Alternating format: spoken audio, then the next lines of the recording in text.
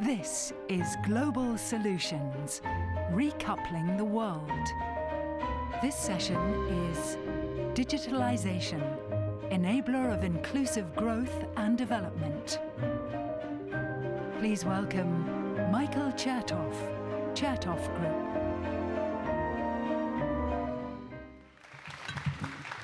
Group.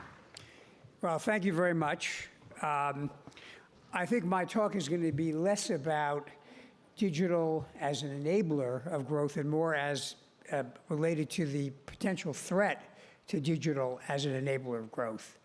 It's by now a commonplace and well understood that what began originally as an academic effort to develop a resilient communication system without a commercial application became a commercial engine and then ultimately became perhaps the most transformative element of our global economy since the Industrial Revolution.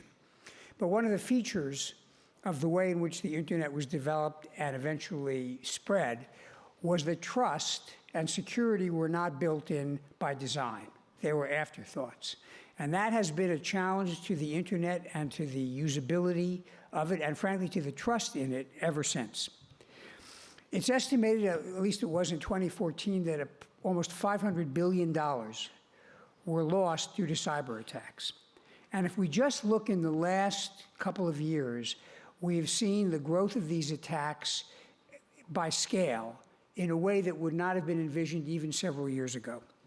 And this reflects some structural and architectural defects in the way we operate the internet.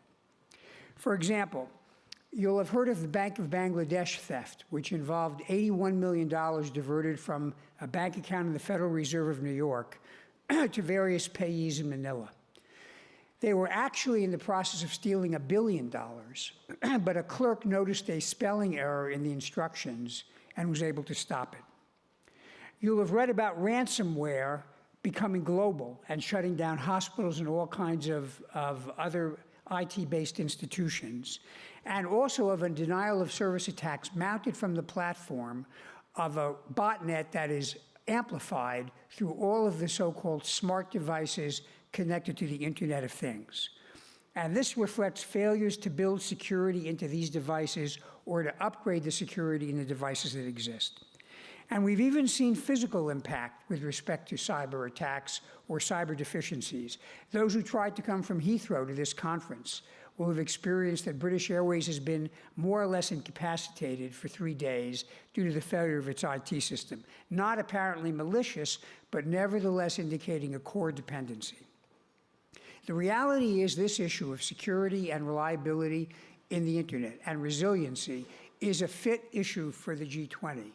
Because the way I look at the internet is the way I look at the ocean and the sea as a global commons. Over the last centuries, the world has understood that to properly enjoy the use of the oceans, the maritime domain, in a way that benefits everybody in the world, we have to have rules that respect the common elements of that domain. We don't divide it up according to nation states outside of the territorial limits. We respect certain requirements about how you conduct yourself in the sea lanes, and we act in concert when we encounter pirates because we recognize we have a common interest in preserving the safety of maritime lanes. I submit that we ought to do the same thing on an international level with respect to the security of the internet. And when I say security, I want to be clear. I'm not talking about a Maginot line that keeps everything bad off the network, because that does not exist. Rather, I'm talking about resiliency by design.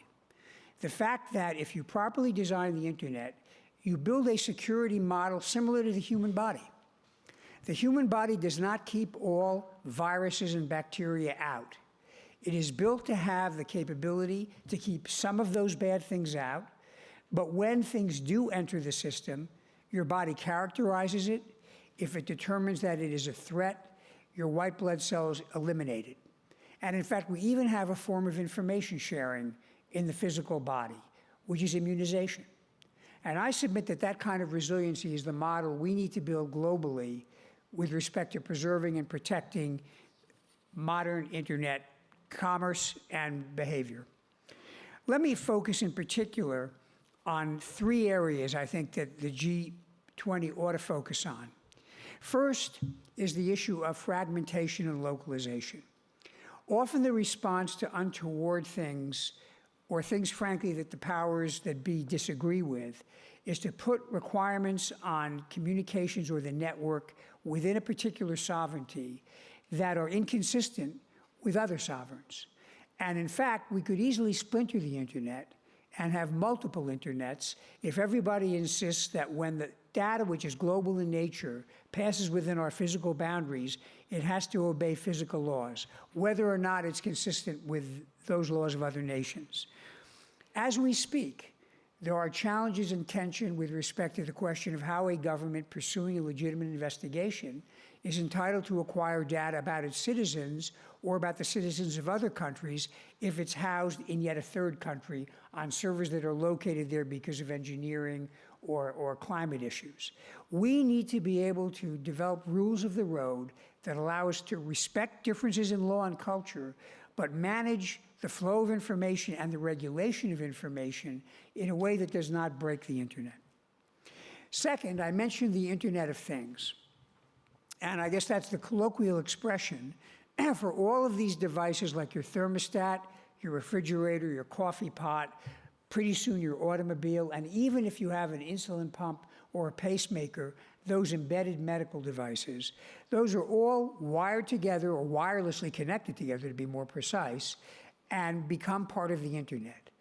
But what we've seen, particularly recently, is that the capability of having a secure device, upgrading it, patching it, modifying it, that is often not built into these elements of the internet. It is a fact, as you'll hear more in the discussion, that there is a failure of market incentives, that many companies who manufacture these devices simply want to get them out quickly to consumers. And what they're thinking about is what makes it attractive and fun and useful and efficient. They're not thinking about, can you change the password? What happens if there's a zero-day defect that's discovered? How do you patch or upgrade those things? How do you make sure that they're connected in a way that authenticates the identity of the other elements of the network? But without taking these steps, we're going to have problems not only with respect to the devices we bring into our own homes, but we are going to create problems for everybody else. Because as you saw in the denial of service attack with the Mirai exploit recently, if you have unprotected devices, they will become part of a huge botnet that can be used then to attack third parties and knock them offline. And finally, there is the question of whether there are some norms or some behaviors that the global community needs to place off limits, just as we have placed off limits the use of chemical weapons or violations of the Geneva Convention. And I'm not being naive in thinking that this kind of norm creation is a cure-all. I recognize, as we brutally saw in Syria not too long ago, the Convention Against the Use of Chemical Weapons is sometimes violated. But nevertheless, the fact that there is a rule in a convention does allow us to exert pressure and to respond appropriately when there are violations. I'd submit to you one area where I think you could get a large degree of consensus among countries in the G20 is the need to put the integrity of the global financial system off limits to combat or subversion or interference. The fact is, the financial system is another global commons. It's something which we all benefit from if it's reliable, efficient, and accurate. And if that is subverted by a single actor, the consequences of that, as we saw in 2008, can ripple across the global economy and can be very difficult to remedy and contain.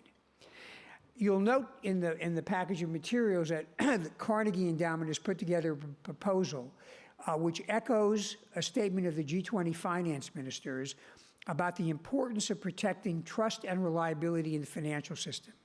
And I think we need to take it a step further and actually develop explicit norms and methods of enforcement for making sure that nation states not only don't undermine the integrity of the financial system, but work together when there is an attack on that system to make sure we can remediate it and restore its functionality.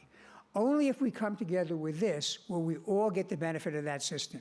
And I dare say that this is an area where even countries which often disagree with other countries, for example, the US and Russia, I think would agree on the need to protect the financial system. I recognize that there are some areas like North Korea which may not agree, and that's precisely the reason why I think it is very timely on a global basis to move this norm forward. And eventually it may turn out there'll be other norms that we develop over time. So I think there is a rich agenda. There is a lot of hope and promise with respect to the global economy, particularly as we spread the internet over the world and we enable people from one part of the globe to another to connect with each other. But it only works if we design security and resiliency in from the foundation. Thank you very much.